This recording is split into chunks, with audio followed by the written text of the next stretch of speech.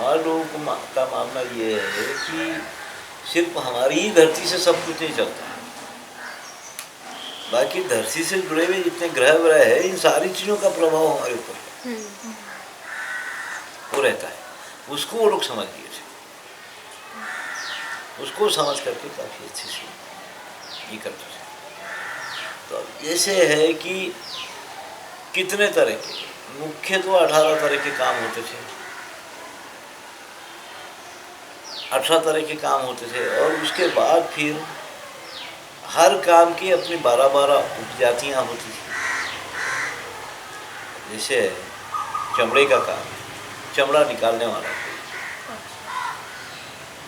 चमड़े को तैयार करने वाला कोई, चमड़े को फिर इस्तेमाल करने वाला कोई, उसके कई भाग। अब जैसे लोहा बनाने वाला कोई होता था, लोहे में फिर खेत के औजार हथियार बनाने वाले लोहा अलग, सुनारों के हथियार तैयार करके देने वाले, औजार बना के देने वाले अलग, बढ़ाइयों का सुनारों का औजार, उसमें टेक्नोलॉजी तैयार करने वाले अलग, पूरा जैसे राहट बनाना है, मिशनरी जैसी चीज़ें बनाना है वो लोहार अलग।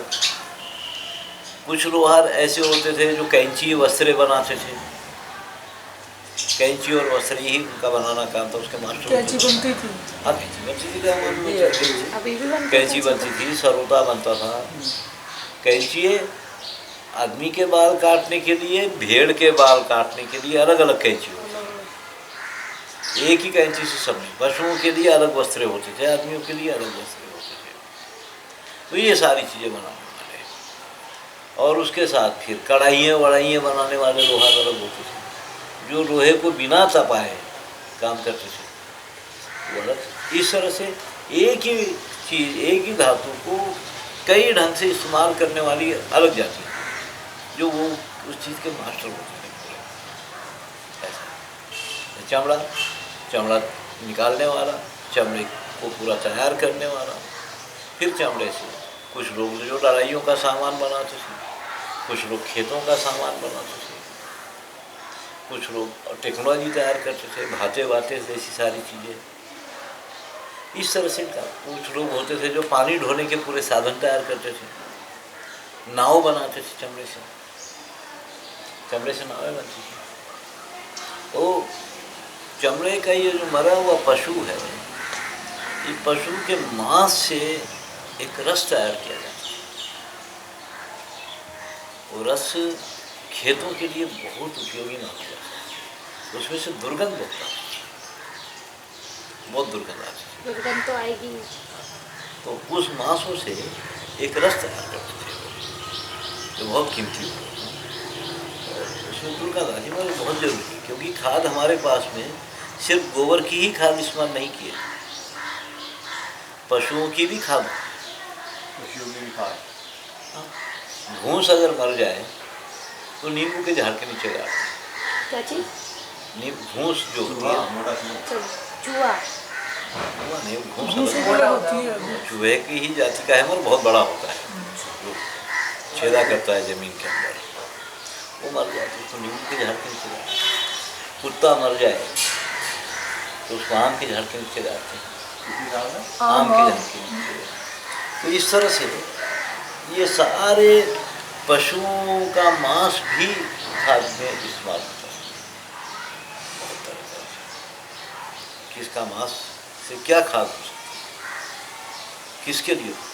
मानसोल्लास में इसका वर्णन काफी आ जाता है। ऐसे सिंह की खाद बनती है। हाँ, सिंह की बनती है, गाँव में लगाते हैं। सिंह की बहुत सारी चीज़ें बनती हैं। पशु मर जाने के बाद उसका सिंह काफ़ी इस्तेमाल में आता था। सिंह की चूड़ियाँ बनती थी, सिंह का अलंकार बनता था, कंगी वंगी भी सिंह की बनती है, हैं?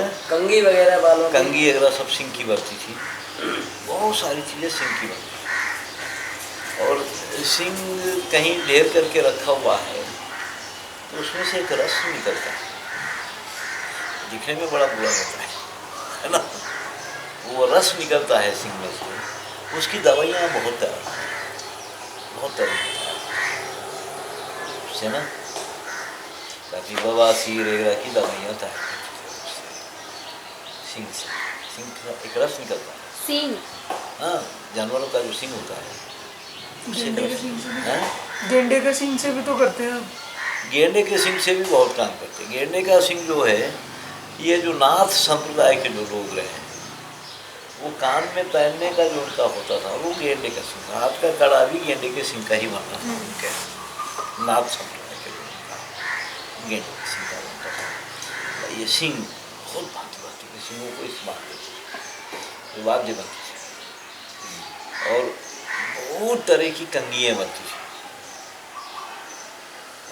अभी तक एक समाज रहा है जो कंघी बनाने वाला रहा है, तो वो कंघी जो बनाता है तो उसके अंदर तेल भरा जाता है कंघी में, वो सर में घुमाएंगे तो अपने आप तेल सर में उतरता है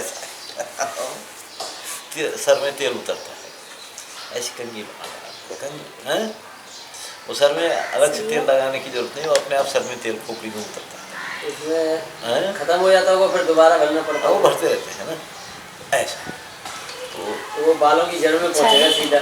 हाँ, तो इस तरह से कंघियाँ बहुत बनती थी। जुएँ निकालने की कंघी अलग होती थी, लीख निकालने की कंघी अलग होती थी, पशुओं पे घुमाने का कंघा अलग होता था, घोड़े पर वाले पर जो घुमाया जाता है ना। हाँ, ये सब बहुत सारी चीज़ें बनती थी सिंह की।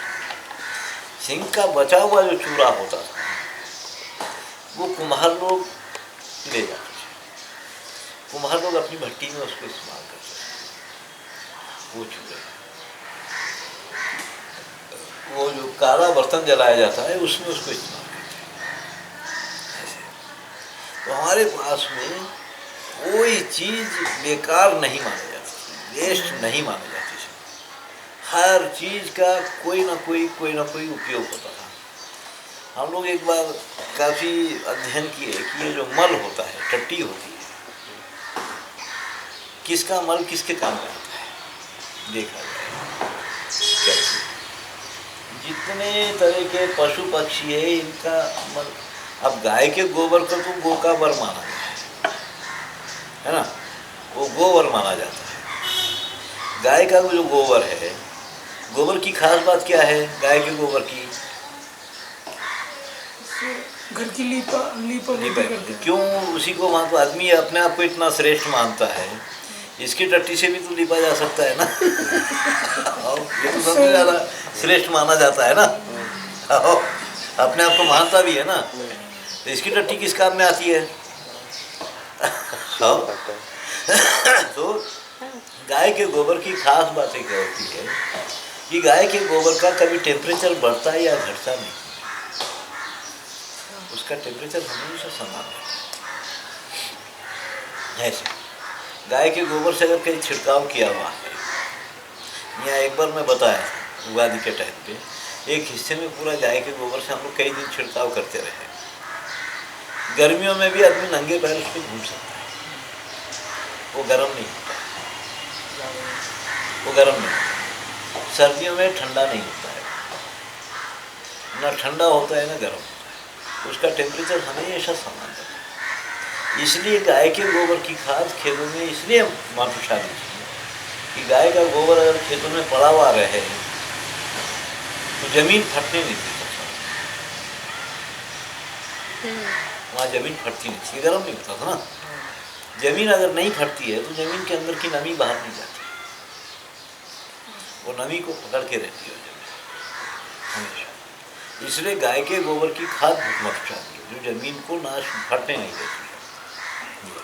तो गाय के गोबर की है कि उसका टेम्परेचर कभी बढ़ता है या घटता नहीं है। इसलिए अपने घर के अंदर बाहर उसी से लिपाई पुताई करके ज़मीन के टेम्परेचर को हमेशा समान रखते थे,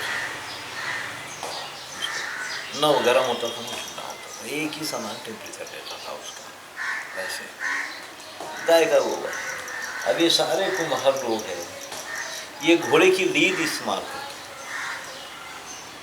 बर्तन बनाने में, व्यंजन बनाने में घोड़े की लीद इस्तेमाल करते।